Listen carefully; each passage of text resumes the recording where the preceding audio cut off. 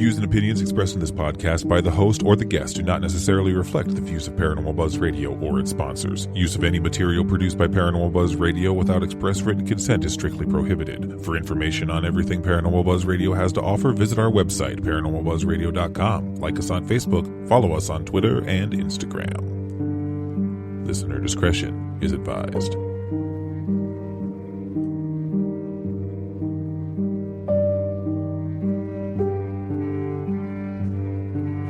Hi, I'm Caitlin Russell. Welcome to the Healing Light Podcast. I am a psychic intuitive who's been reading tarot cards for over 25 years. I'm also Reiki certified. Join me as I read cards, share intuitive messages, promote healing, and much, much more. Hello, everyone. Thank you for listening to the Healing Light Podcast on Spreaker. I am your host, Caitlin Greenglass, and you can find me on my Facebook page. It's the Healing Light NH. I am also on Instagram, the Healing Light NH, and TikTok. As always, I welcome your show ideas. If you'd like me to interview a guest, or if it's a topic you'd like me to discuss, you can either shoot me a private message on those platforms, or you can email me at thehealinglight1, that's the healing light number 1, at gmail.com. So my next guest is someone who I respect a lot. He has a lot of wisdom about walking our spiritual path, if you want to call it that. And it's a topic that I've actually avoided, just being honest, because I'm always honest with you. I've avoided it because it's just something that I don't understand, and it goes to an area which I think is highly sensitive. So we're going to talk about shadow work, and we'll end up, I'm sure, talking about other things. So his name is Dark Wulf, and I just know him as Wolf. So let's welcome him to the Healing Light Podcast. Wolf, thank you for joining. Thanks for having me. Pleasure's all mine. Oh, great. Thank you. So why don't you give the listeners a little bit of background about yourself, who you are, what you do, and what your gifts are, etc. Okay. So I go by Dark Wulf. I'll explain why I go by that. That's part of this. I'm a psychic, intuitive. I dabble in lots of different things. Like, I'm very interested in all kinds of occult things, all kinds of cryptid things. Like, if there is a belief in something, I'm interested in it. Because the way I see it is like everything has some sort of truth to it, whether we can define it or not. So there's all kinds of things that just interest me. I do tarot readings. I have this thing that I jokingly call the curse. So you've had Mel on the show before. Yes, I sure have. And I'm visiting with her currently, and she saw the curse in action. So what it is that people I don't know, have never met, never seen, will come up to me and tell me things as if I was their best friend for a million years, right? They come and they it's the weirdest thing, and I've never been able to understand it. It just it is.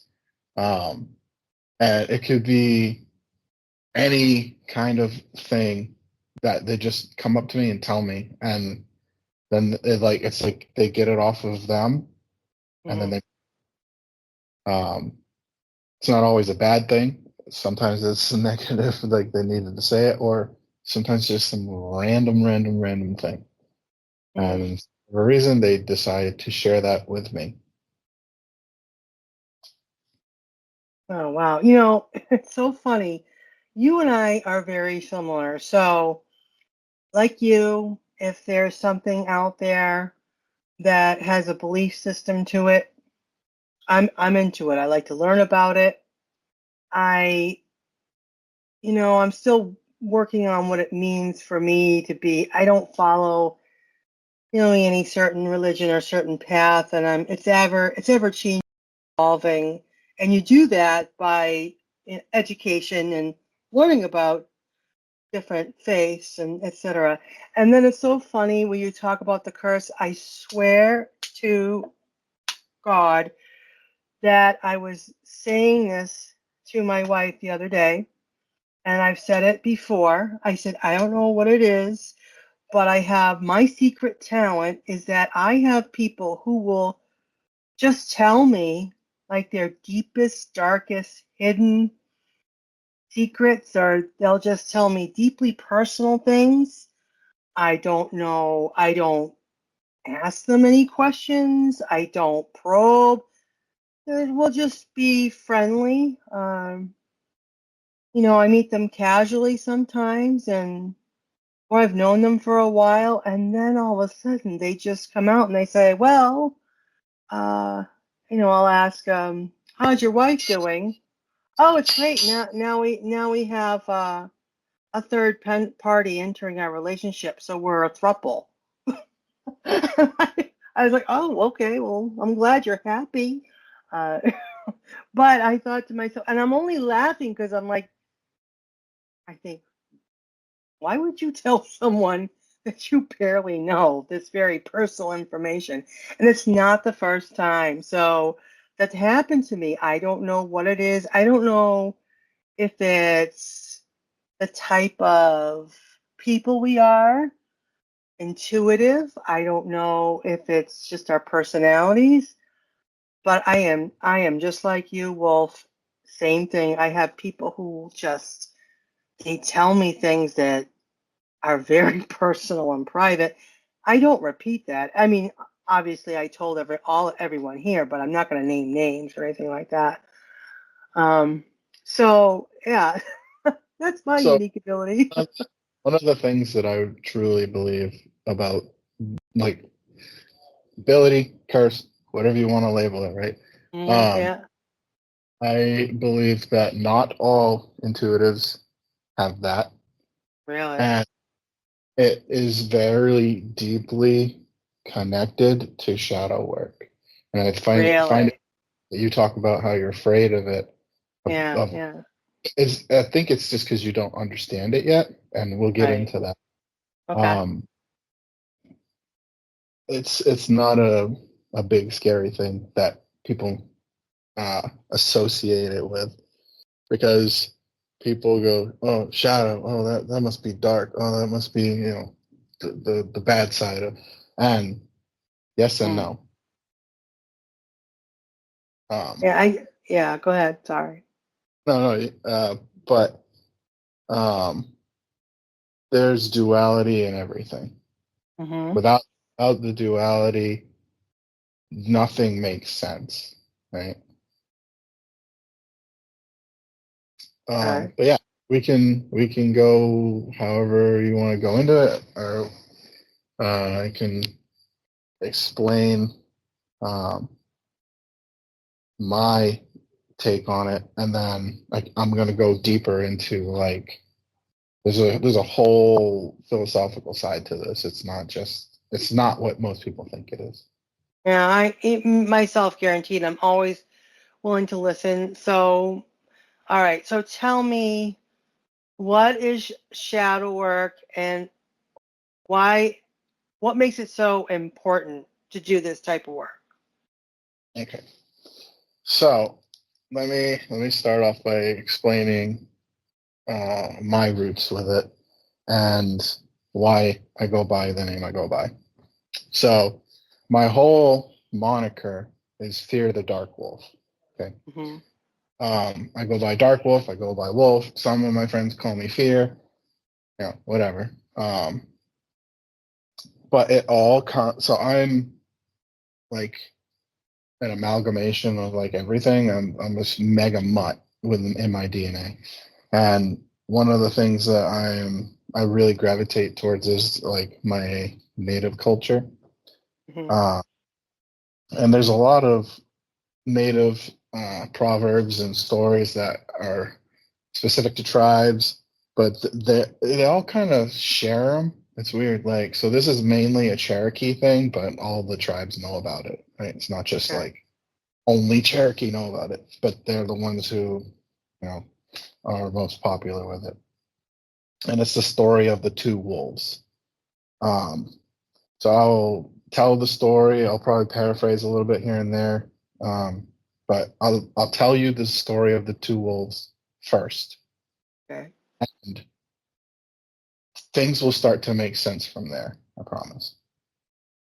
So the story of the two wolves is an old Indian chief is trying to teach his grandson about life. Literally, just like this is life, trying to teach you. Okay.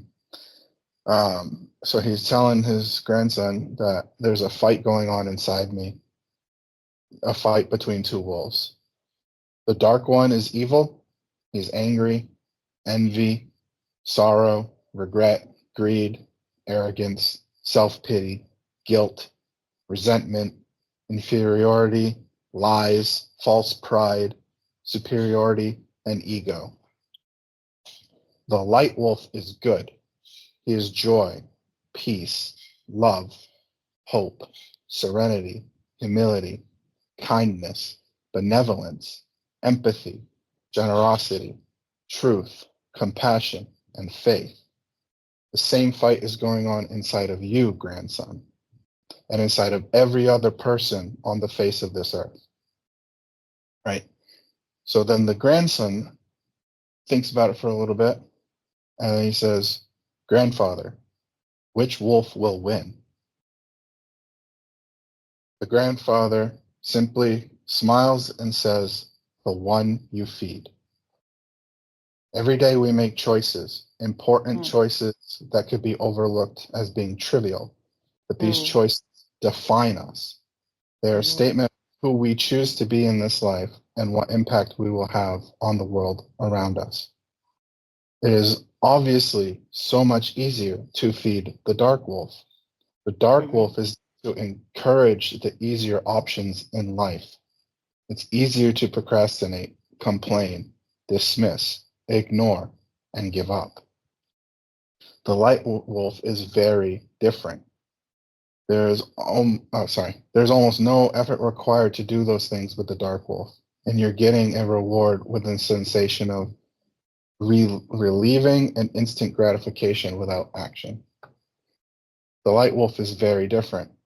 It's harder to feed. It's challenging, tiring, and time-consuming to do the things like learning, teaching, inspiring, sharing, or simply to new behaviors. These things take energy, effort, vulnerability, momentum, and bravery. They take more time, and you don't usually see immediate results. Which wolf you choose to feed will define who you are, and we all know we should feed the light wolf, even if it's feeding the light wolf is how we end up feeling a sense of accomplishment and success at the end of the day.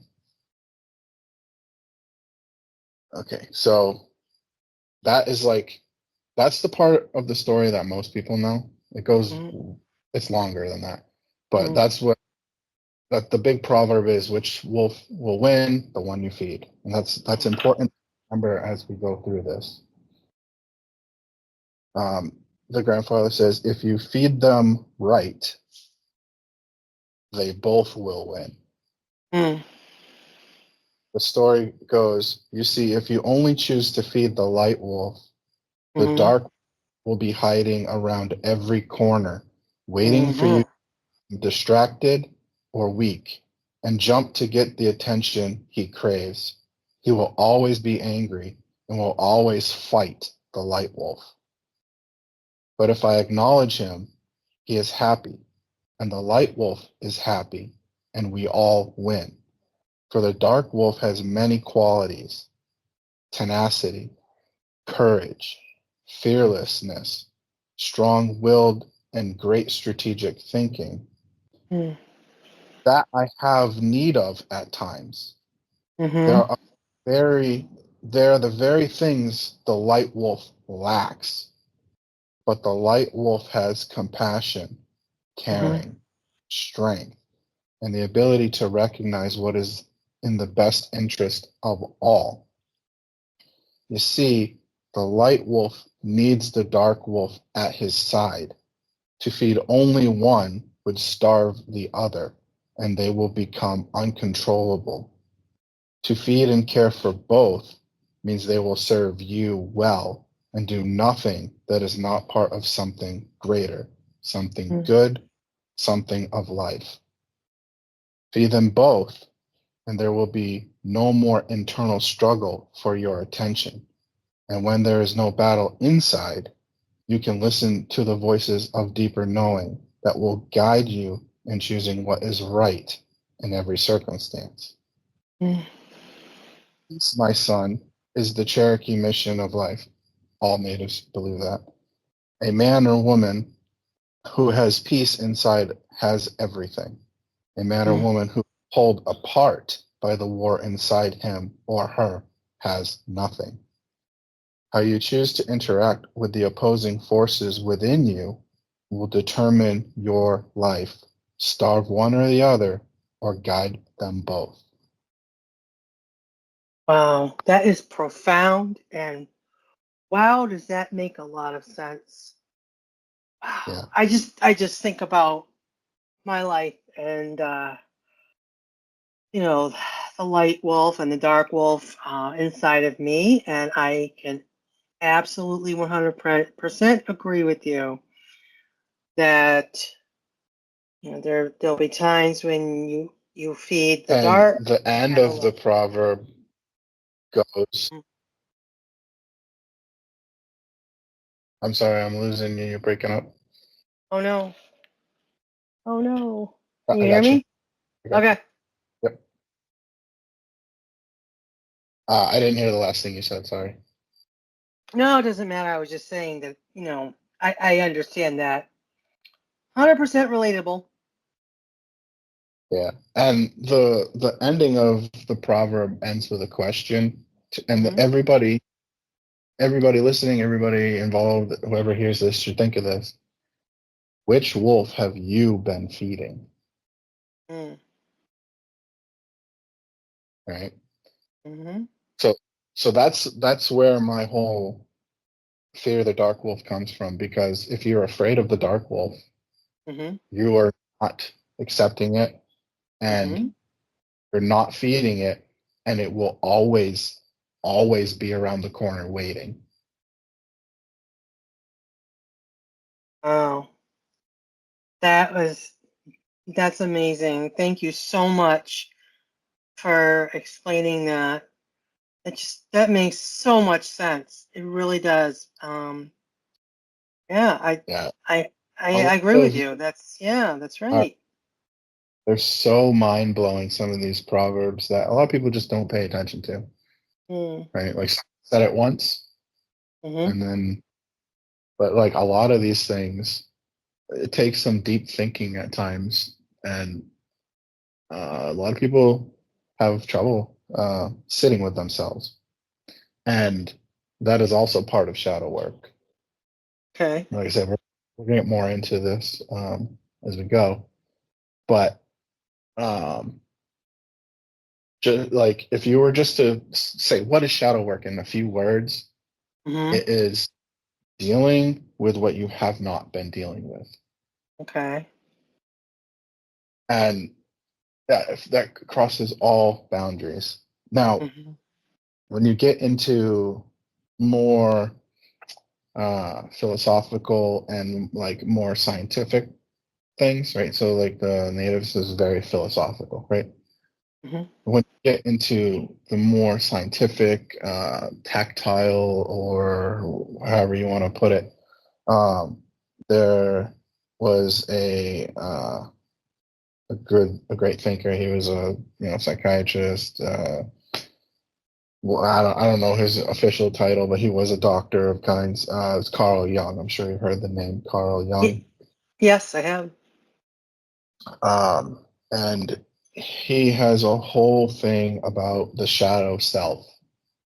And one of his, I'm going to read a couple of his quotes as we go through this, but one of his is, "One does not become enlightened by imagining figures of light, but by making the darkness conscious. The latter procedure, however, is disagreeable and therefore not popular." So I'm sure you heard Dr. Jekyll, Mr. Hyde, right? So everybody thinks like, oh, the two sides of the person, right? That's a duality that there's duality with everything. Can't have light without dark. Can't have dark without light. Right? It just wouldn't exist. You can't have hot without cold, good without bad, all of that. To understand anything, you have to understand the opposing thing for that thing to then make sense, right? Because if everything's always good, then nothing is good. Right? It's just right. It's not bad. It just is. And so a thing that he talks about is how different things fall into your unconscious and other things are in your conscious, right? So he talks about how as children you learn to figure out how to get love from people around you because you need love to survive. And love doesn't mean like romantic love. It just means you need that feeling of acceptance from people and that feeling of comfort. I forget the name, but there was a scientist who did a study, and this is before like there were laws and rules and ethics. And what he did is he took different children from different groups of people. So like a Russian kid, a French kid, whatever, American, German, probably not American at that time, but you know what I mean, British, whatever. Had all these different kids at birth. And the study was to see what the human language was, right? He didn't want anybody interfering with them. He wanted to see what language came, right? Because there was a debate like, oh, English or French or whatever, right? They're trying to figure out what the human language was. And what he did is he had people that had to wear suits go in the room. So they were completely covered. And they put the kids in there and they would only like feed them. That was it.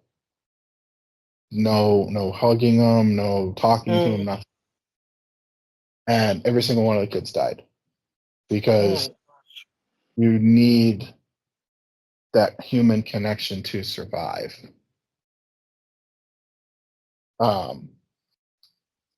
And so as kids, we learn how to get that love from those around us.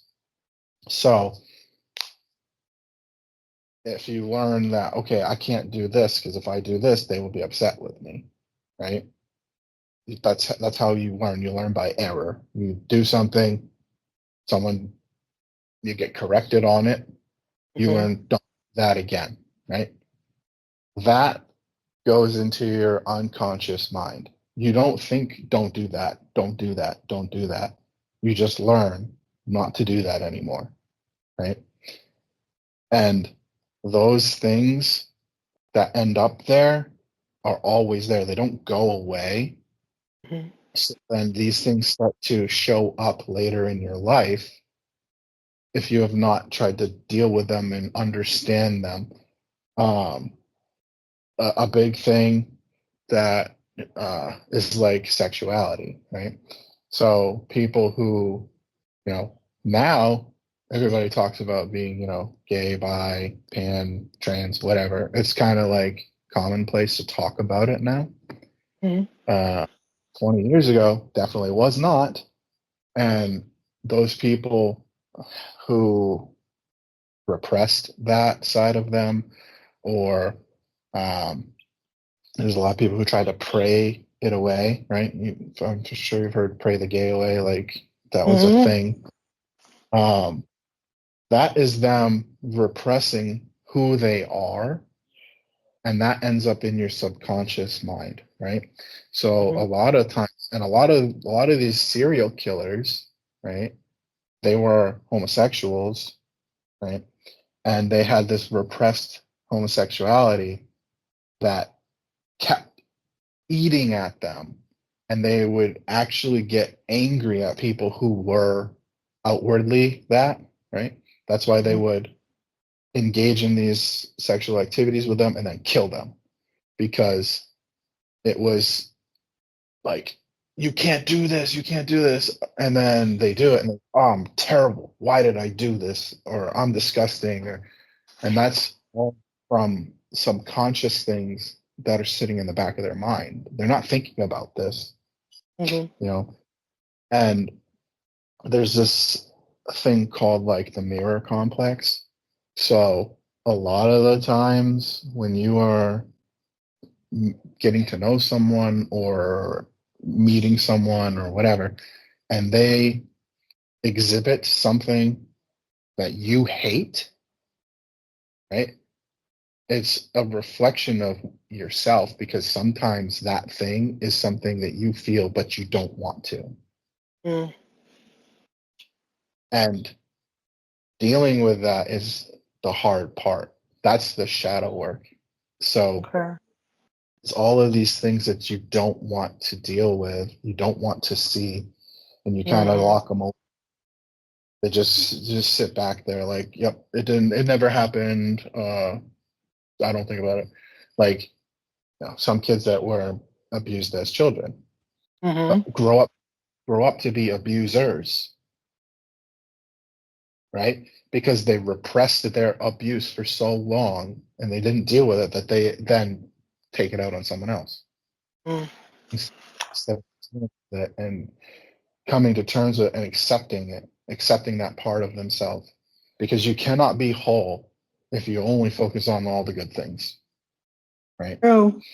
Yep. You have to focus on the bad things, and you have to be willing to say, okay, I'm gonna try to look at this thing, because the scariest thing to look at is yourself, right? It's so Mhm. easy to ignore who you are and be like, oh, that person is bad because of this, or that person is bad because of that. But it's very easy to say, oh, I'm a good person, I'm perfect, I never do anything wrong, I'm great. But that's not true. Every single person has good and bad. Period. Okay. Everybody, because everybody has the capability to do anything. So one of the things Jung says is, unfortunately, there can be no doubt that man is, on the whole, less good than he imagines himself wants to be.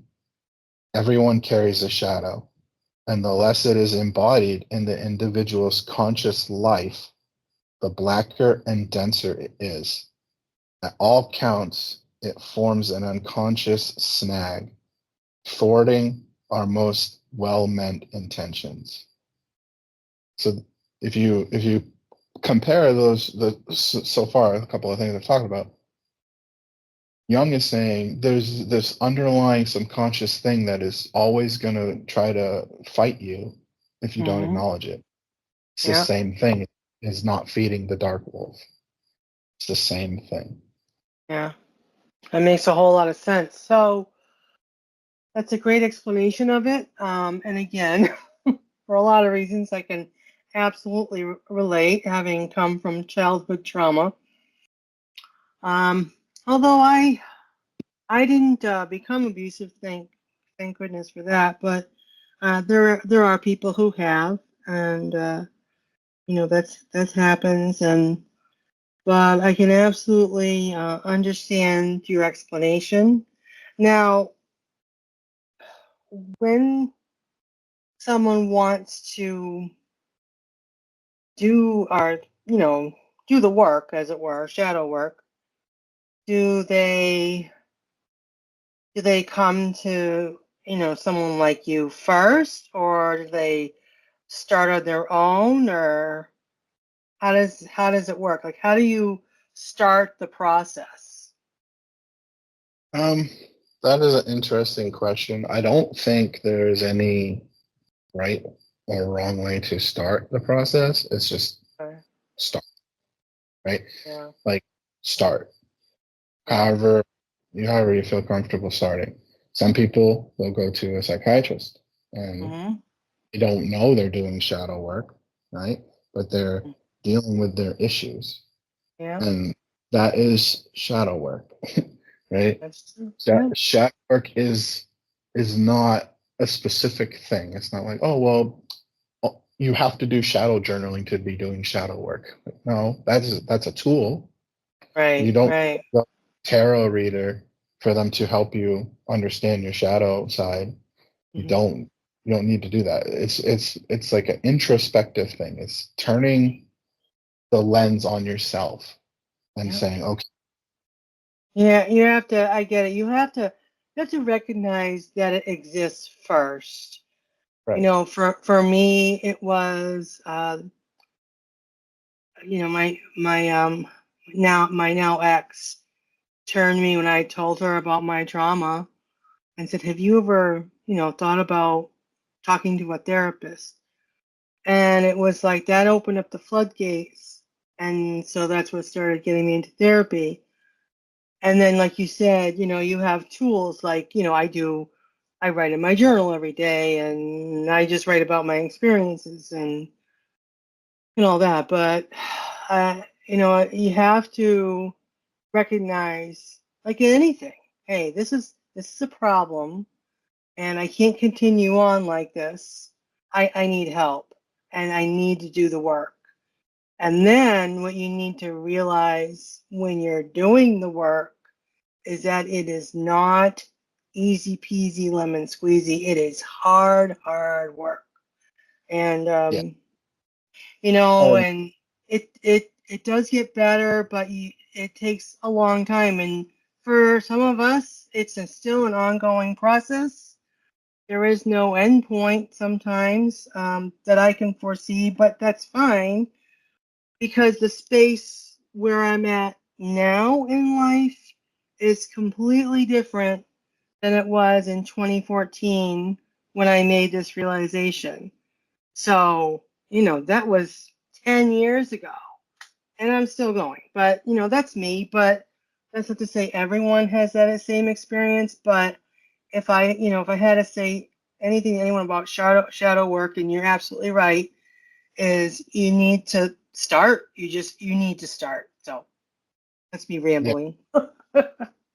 And the truth of it is shadow work never ends Oh, because there's any kind of anything that happens to you that is any kind of trauma or something that upset you or bothered you or whatever. There's a reason that it's bothering you, that it's something you've not dealt with. Because if you were completely confident in yourself, nothing is ever going to bother you. You're not going to care.